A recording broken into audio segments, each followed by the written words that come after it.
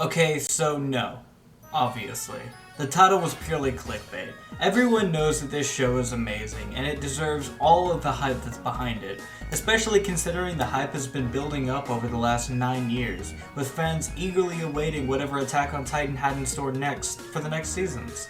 This show is phenomenal. It's a piece of cinematic history that we get to watch in the time of release.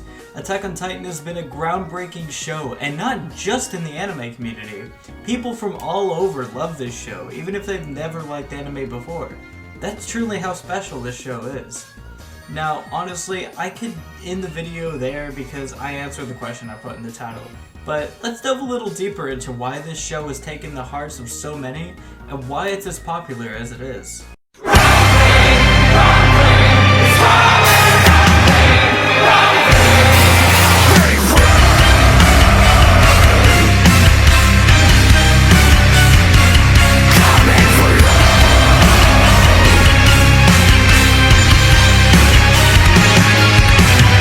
Season 1 released in 2013, and the reception for the show was great. It was an action-packed thrill ride with a unique premise of humans being entrapped in the walls and fighting these huge monsters called Titans. This season was amazing, and when it ended, everybody was eagerly awaiting Season 2.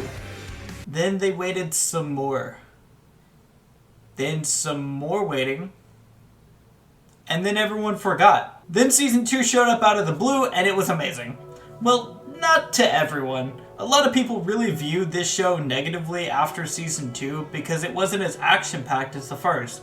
But to those people I say, dude, you are missing out. Season 2 does an amazing job of setting up the other characters that didn't really get much screen time before. We get a better understanding of these characters that, to be honest, I think a lot of us even forgot existed. Ymir, for example. This is my first huge praise for the show, is that I love every single character. Doesn't matter what side they're on, because every single character gets fleshed out, and they all feel like people, and not just used to progress the story. This is one of the many reasons why Attack on Titan's world building is so good. Make believable characters with believable goals and motivations based on the rules set by the world, and you get a good world that feels alive.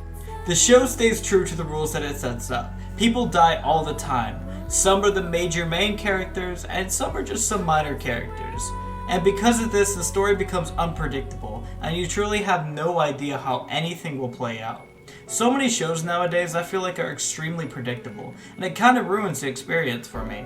I love having my expectations blown. However, I really cannot stand forced shock value, or something that's meant to blow my expectations, but doesn't have any real build up to the moment, and it feels like it comes out of nowhere just to simply say, oh look, we did this crazy thing.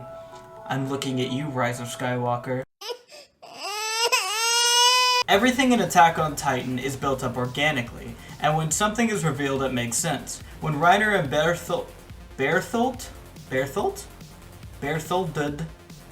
that guy, reveal their true identity to Eren, I was so emotionally invested and captivated, and even though I'd been spoiled to who the two were, I was still blown away and I felt the weight of the scene.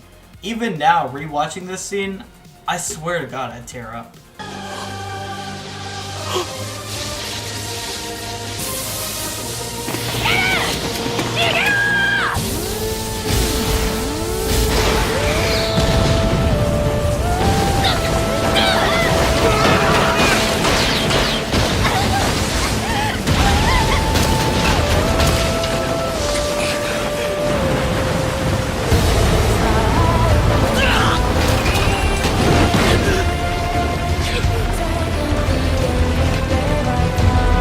A lot of the show would not be nearly as good if we didn't take the time to build up each of these characters and create an emotional attachment with the audience, especially in Season 3 and 4, where we see the result of the foundation the previous season set.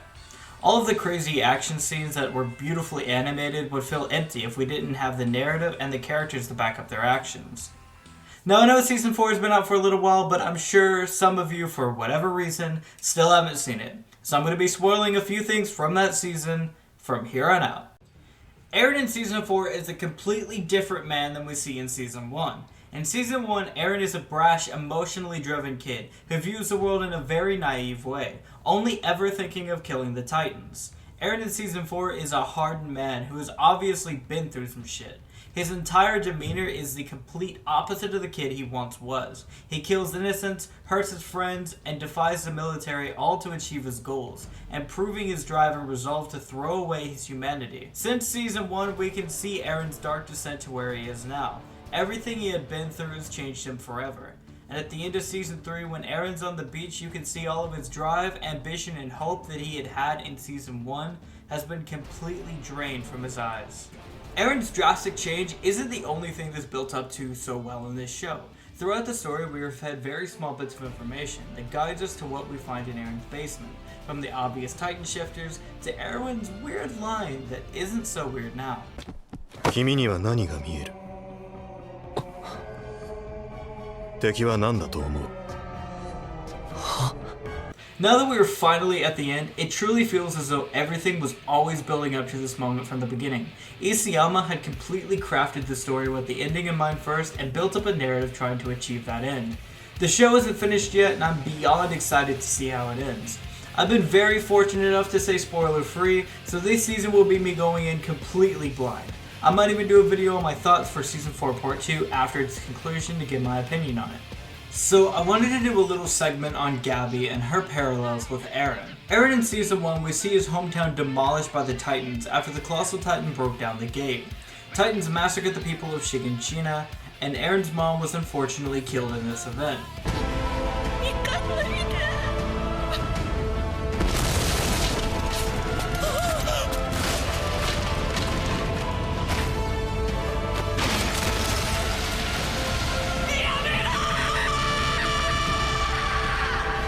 Eren swore his revenge against the Titans and planned to slaughter them all without knowing the full truth of the situation.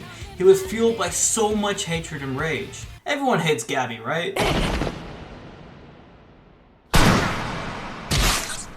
Bruh. I mean, she killed such a beloved character. Well, I'm gonna make the same point here that I made in my last Part 2 video.